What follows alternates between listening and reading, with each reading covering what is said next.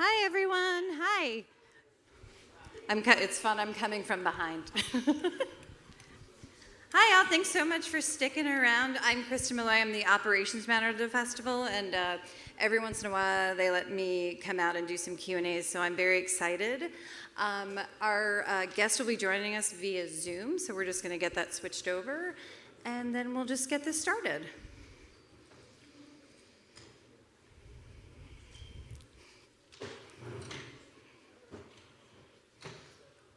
Oh, hi.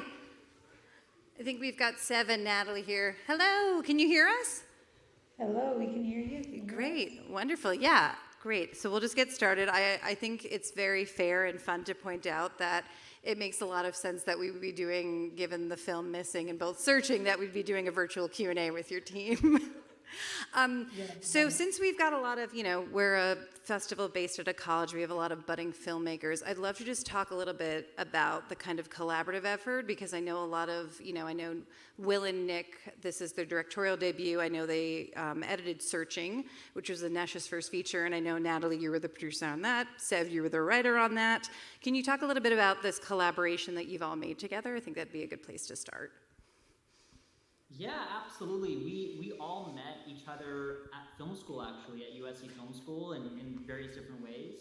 And when the idea first came up for us to make a movie like Searching, the first one that we made a couple of years ago, it was very clear it would be far too big of a task for any one person to do. So we very quickly tried to find our favorite collaborators, and we brought everyone together. It was kind of like the A-team, like the Avengers of everyone we wanted to work with.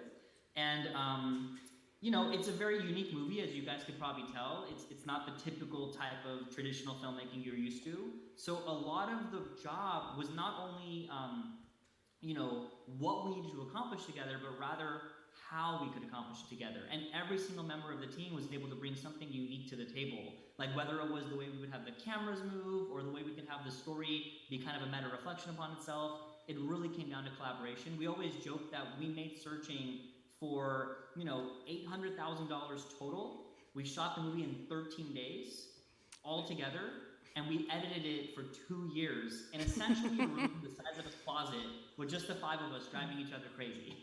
Yeah, that's great. So why don't, can we talk a little bit about Missing? I assume that was longer than 13 days in terms of a shoot, but I think I would be most interested in learning a little bit more, and I think I can speak for the audience, of course, we'll open for Q&As, is just how much of it was actually shot, via FaceTime, or actually just shot with cameras. Can you talk a little bit about the filmmaking process in that sense?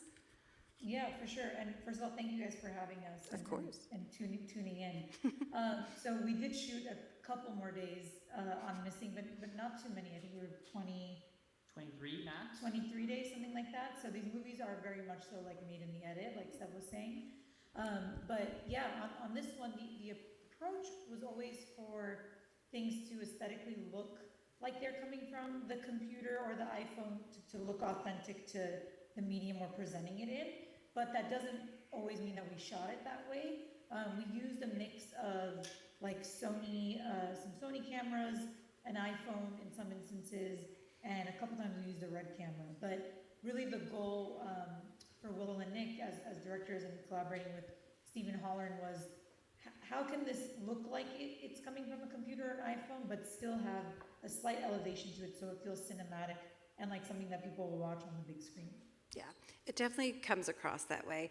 I think the one thing that I like both with Searching and with Missing, and specifically in Missing you get a lot more of it, is that a lot of films that are basically based on technology, or that Big Brother effect, like Big Brother is watching you, it's what you should fear, and you have all taken it both with now 2 films and kind of turned it on its head. Can you talk about just the exploration and why you decided to go this route with technology as a way to kind of help with the actual aiding and finding, spoiler alert if no one's seen Searching, but finding the folks who have gone missing? I mean, it is a lot of it just being true, I think it's so clear. A lot of us live our lives on screens today. Point taken, this exact interview we're doing, and it honestly became truer more than ever during the pandemic, sadly. But it just feels like it's true to life. We wanted to paint a very holistic version of technology, and even to the point that we really worked hard to kind of always put real life websites and tech on these films. Like, it's not like she's looking up her mom's, person book. It's Facebook, it's Instagram, it's email, because those are all very true to how we feel. At the end of the day, the genre that these films fit under is true crime, so it needed to feel grounded for us. And you can't deny that, back in the day, parents would tell their children, be wary of strangers when you go to the park, when you go out with your friends, because the danger is out there. Home is where it's safe. But again, we now know, sadly, that sometimes the danger is in your own home because it's on the computers, it's on the devices. But at the same time, it's the same devices that connect us all. I mean, especially again, during the height of the pandemic, the way we were all able to stay connected and unified. And at the core of these movies are really about families that are disconnected in a way that, with all these devices that are meant to bring us together, sometimes they can divide us. But the fact that the heroes often are able to depend on the technology just always felt thematically what would give us the most truest story at the end of the day. Yeah, that's great. Does anyone have a question so far? We've got some mic stands if you wanted to make your way up here. If not, I can continue. I have dozens of questions and can go on for days. Because I think while we wait to see if anyone in the audience has questions, I think what is even more interesting and where you kind of get to go further in missing is kind of the critique of true crime culture and true crime junkies, like specifically how in an instant a news story can go from like this sealed document file for this missing woman means that she kind of, created her own disappearance, and then how that just kind of fuels. Can you talk a little bit about why with this film you wanted to take that kind of exploration and the obsession? Because it is, at the end of the day, a true crime thriller, but it's also at the same time critiquing it. Yeah, I think, well, it's funny, on searching, hopefully some of you guys have seen that, I think there was this discussion we had about, like, the personalization of tragedy that often happens online. Like, people take ownership over things that in the real world they wouldn't otherwise have. So on this one, when we knew it was another missing person story, the kind of theme that we wanted to explore a little bit in terms of the internet was, exactly, the commercialization of tragedy in this one, with everyone reaching out to June the minute her mom, is missing. Everyone's trying to capitalize on it, right? They're reaching out to make a Netflix show, and it ultimately happens. And so I think it's, you'd be remiss to set the movie in a world like this where everything's online and not comment on it to some extent. And I think one thing we don't want to do is say the internet is inherently good or bad.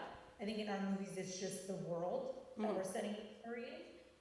But at the same time, it felt like a fun way to comment on one aspect of the internet by pointing out that commercialization of true crime and personal tragedy. Great. I think we have a question from the audience. Just use the mic so that our friends can hear you. Okay.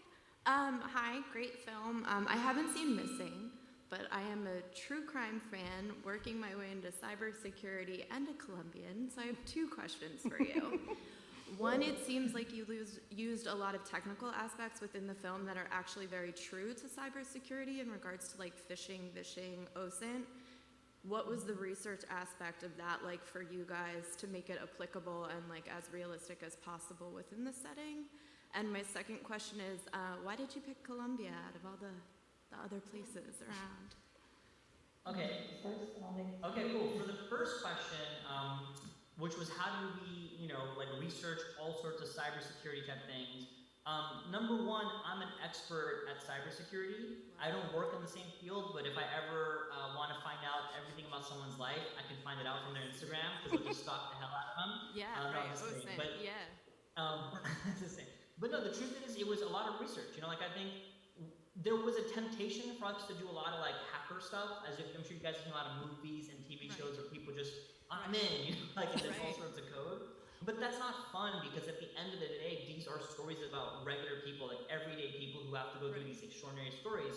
So a lot of it was like going on reddit.com and going to like cybersecurity subreddits and asking questions and, hey, how could someone do this? And we listened to a lot of podcasts about hacking, and we found out the number one way that people are hacked actually has very little to do with technology or coding. It all has to do with social engineering, which is, I think, what you were talking about with phishing. It was all about I need to recover this guy's password. Instead of trying to crack the database, I'm going to just call and pretend to be him and answer the questions as if I was him and get the two-factor and all sorts of stuff like that. So you're so spot on, and I hope we get a chance to see the film and see if we did right with those things. Yeah, my partner is in cybersecurity, so I'm interested for him to watch it and get his take on it.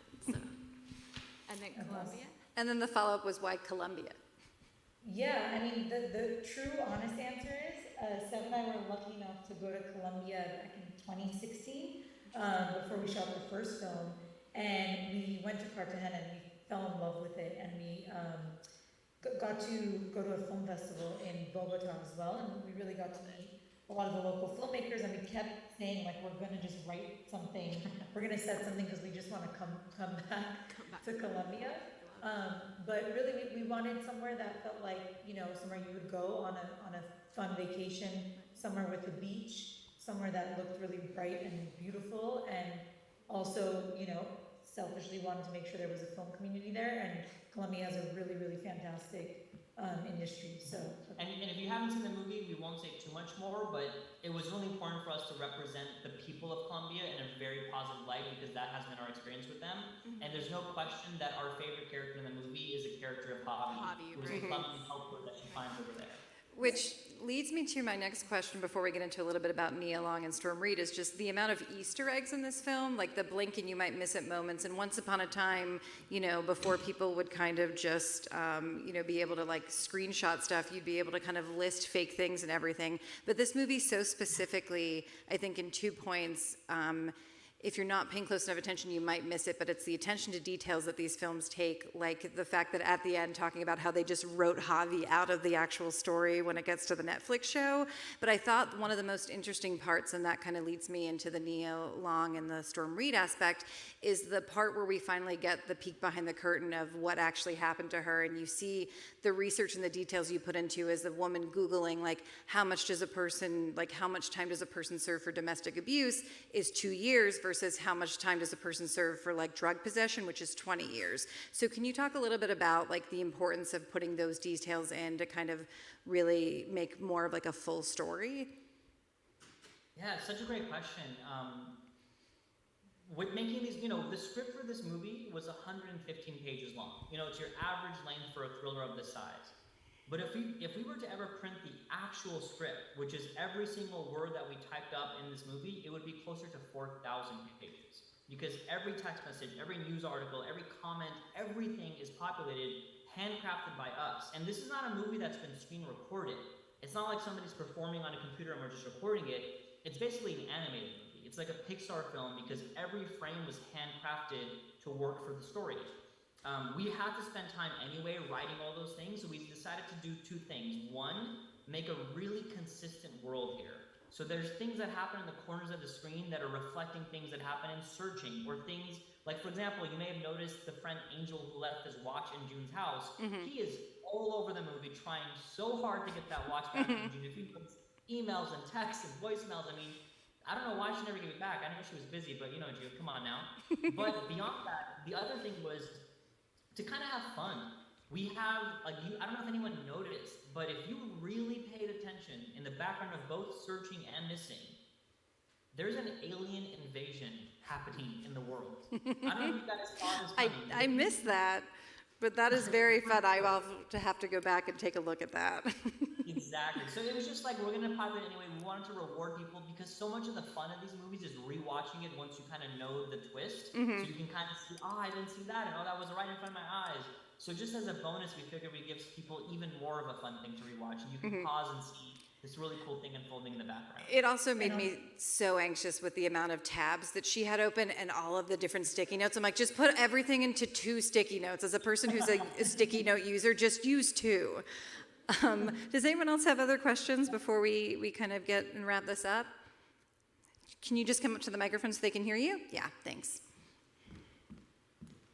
Hi, so I watched this and also Searching when it just came out, and I loved both movies. So I was wondering, You're okay. if you guys are gonna keep making more like this, because honestly, I and I bet a bunch of other people would love to see a cinematic universe in this style. So.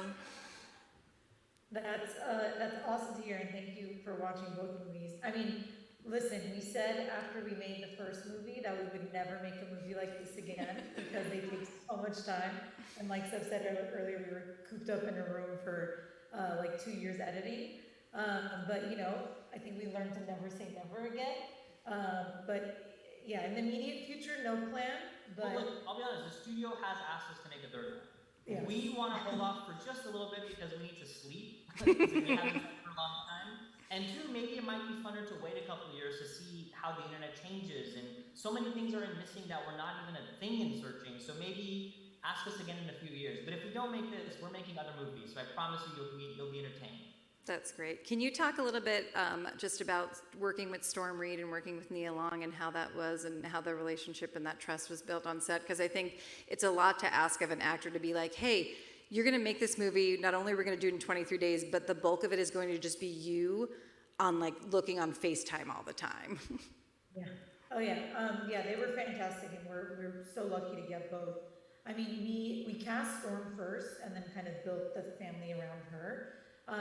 And really, the amazing thing that a lot of the actors did on this movie, especially Storm and Nia, is, you know, oftentimes, like you pointed out, they're not necessarily. Sometimes they're not in the same room at all. They're not in the same place because it's taking place over FaceTime or technology. But they would oftentimes show up for the other actor and be in the room and read the lines off camera. And I think that, especially in that like first week of shooting, especially when you only have a 20-something day shoot, really, really helped like build that trust between them and establish that relationship. And Joaquin, who plays Javi, did that as well. I mean, his character is not even in the same country as June, but he came to set every day when Storm was doing her scenes in LA and would read off camera for her. So just an embarrassment of riches with the talent. I love that. So much collaboration. Okay, before we wrap, I've got two questions. One, the cat, because I love when a cat's in movies because there are not enough cats in films. Trained cat or one of your cats? So, cat that appears like live action in footage in the background, real cat, trained cat, great cat. Cat that's like the background of phones and stuff, that's Quinn the cat, who belongs to our editor, Ariel's little sister. I love that. So- This is all about collaboration. So I would love to just kind of leave, what would be your advice to anyone who is trying to be a budding filmmaker or get into the industry and wants to make films and wants to, especially I think the base of, I think with this Q&A is all about collaboration. What advice would you give to them? Yeah, I think I'll give a quick boring answer, which is really self-educate. Obviously, it's amazing to be in an institution like this where you can meet other people and be educated, but it's so much competition out there. The only way to set yourself apart is to be born rich. But if you made the mistake of not being born rich, then you can do what we've done, which is really hit the books. Like, you know, we read probably over 300 screenplays before we wrote that first script for Searching. We just really wanted to see what was working, what was not. We read every book we can get our hands on financing, on screenwriting, on producing. And that really allowed us to kind of even recognize in each other, like, hey, like, you are just as studious as I am. Let's put our energy together and make something together. So that self-education has been big for us. Yeah, and I think for me, I would say, especially if you're just coming out of film school, and you know you want to do X, and X is your goal, you want to do a crime movie, like be open to other opportunities, because the way, like Searching literally exists because of a really unique opportunity, which is someone that Seb had worked with on a short film, said, hey, do you have an idea for a movie that could take place on screens? And him and Anish, who wrote the first movie, didn't at the time, but you know, we were all young filmmakers, and it was like, we will come back to you with an idea since there's an opportunity to make something here. So I think be open, especially at the beginning of your career, to take anything on. Fantastic. Well, thank you so much for being here with us virtually, but thanks for being here with us. We really appreciate it. And thank you all for coming out and sticking around. Thank you.